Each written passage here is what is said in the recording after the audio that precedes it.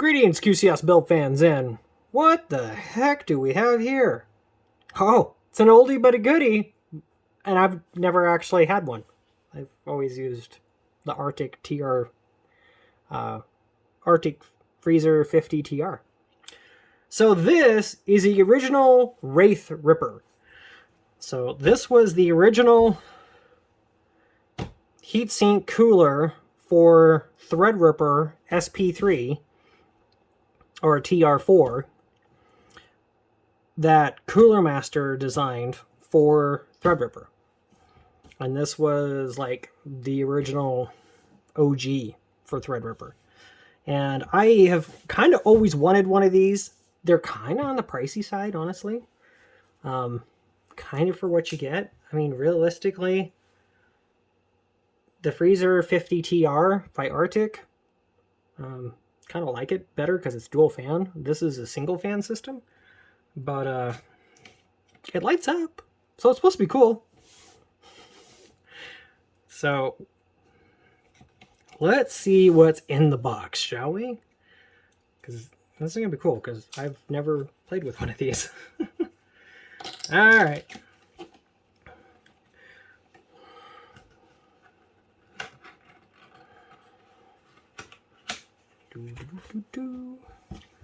Alright, we got our outer box. Now, the one thing I did notice when I got this, it really jiggles internally. So there's got to be a lot of extra like packing or something in here. So, alright, so we have our handy dandy little user manual and warranty information. Don't think you'd necessarily need the warranty information. Well, unless it got like destroyed en route. Okay, so let me take that out. So there's the cooler. Oh yeah, so this is the cooler is in a plastic housing kind of thing. Okay, let me see that. Looks like there's supposed to be like a little mount key or something right there. All right, so let's slide this guy out of here.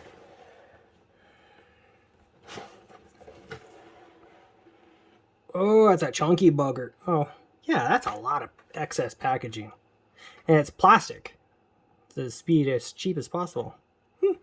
Anyway, that's fairly typical for CoolerMaster, honestly. Alright, take this off. Oh, okay. Yeah, don't do that just yet. Okay, so this is twist tied to down here. So you got your power header for your RGB, because this must have an integrated controller on it, I'm going to guess. And that is your fan header. Okay, so then now this comes off like this. Oh, okay. And then, okay, so this uses the same setup as your traditional Wraith cooler. On your Ryzen Wraith cooler, it has those separate little ports on the side, so you can plug this USB cable into the side of it and then control the RGB through the USB. Doesn't use your independent RGB headers. So there's that. That comes out like that. Cool. Okay, then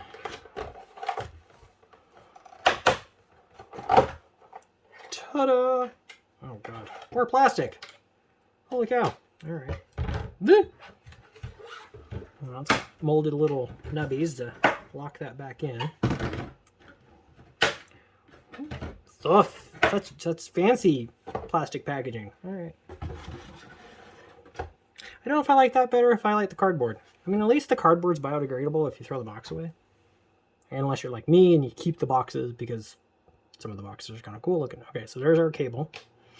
And then that's our pad. And, ooh. Ooh, yeah. There is no... Okay. So there's no cover on that. That's thick. Holy cow. I don't know if you can quite see that. Well, maybe. If I get it just right. That's thick. That's like a solid millimeter of thermal paste. that is gonna scooge really good when you stick it on there. Holy cow. So 1, 2, 3, 4, 5, 6, 7 heat pipes.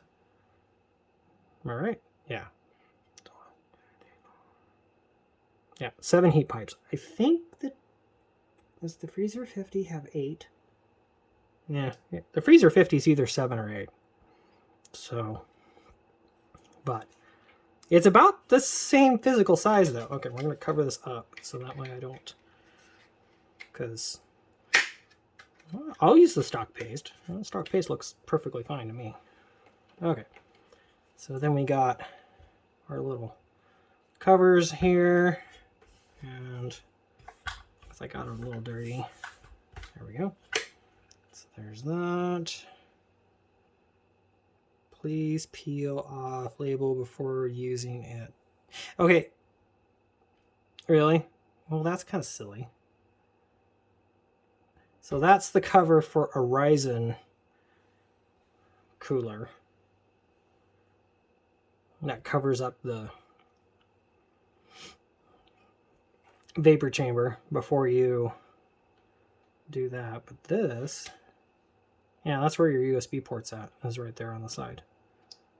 So, interesting. Okay, so then that is there. All right, so, oh, that's how this one works. Oh, that's different. Oh, that's kind of cool. I actually kind of like that. So this, oh, that's kind of neat. I kind of like that. Okay, so this is, so on an SP3, you've got a narrow set of screws and you have a wide set of screws. And what they've done on this one is it's already set so it's right side up, right?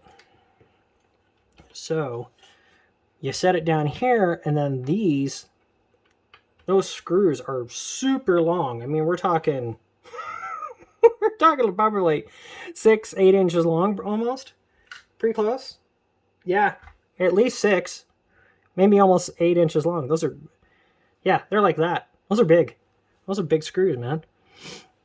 So they go all the way down through the heatsink and everything.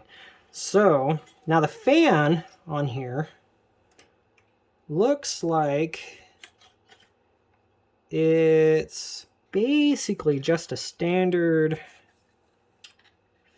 fan. Does I have a...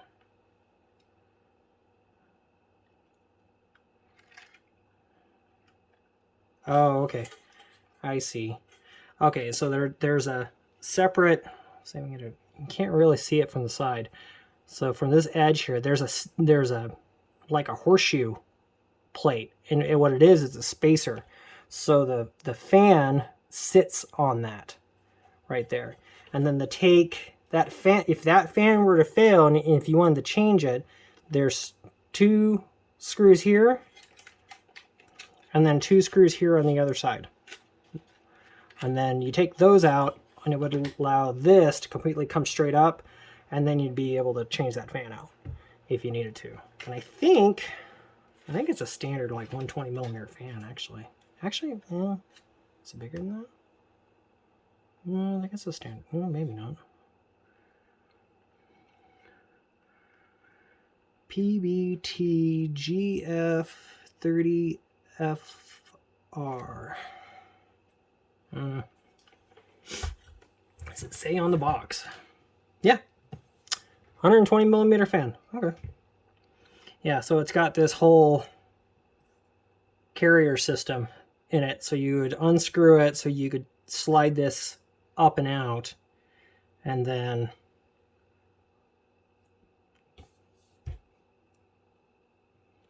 yeah, so that would all, the center completely slides up and out. And then you have the center fan in here. So, interesting. Now, we'll see how well this works. So we're going to use this with, this is going to go on a 24-core 2970WX. So that will pull 300 watts very easily. So we'll see. If it maintains 3.5 all-core, we're good. I'll be happy. So, cool. If it doesn't, we'll swap the fan out and see if we can put a bigger fan in. So, okay. Cool. Ryzen Threadripper, baby. Hoo hoo hoo. Alright. That's it. Stay tuned. You'll get to see us install this in our new Threadripper server. So, awesome, awesome. Okay. Be sure to like, share, and subscribe, and we'll catch you on the next one. Bye for now.